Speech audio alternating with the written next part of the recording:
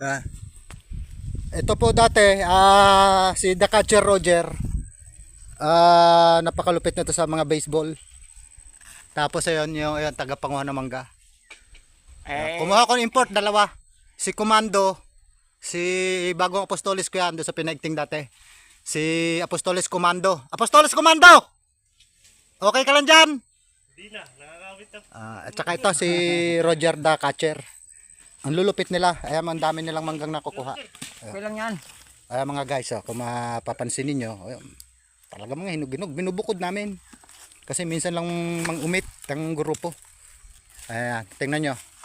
Galing pa doon sa taas. Ikakats niya. Yun, ikakats niya yan. Lupit talaga. MVP ho yan dati. Kaya nga lang, kaya nga lang, siya lang mag-isa naglalaro. Walang kalaban. Lagi siyang MVP. 3 taon niya sunod-sunod, ano? No.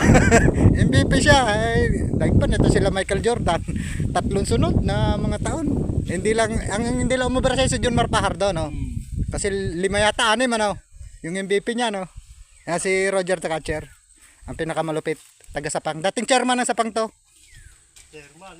3 oras lang kasi nabaril yung ano, nabaril yung chairman. 3 oras lang siyang nagano, may umano na uli. Pumalit na agad. Yan po, sa mga gusto mag-avail. Ayan, madami na kaming nakuha mangga. Hindi ako nagkamali talaga sa pagkuha ng mga import na ito. Talaga malulupit. Malulupit to the pit.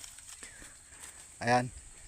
Hello, good morning, good morning. Good morning.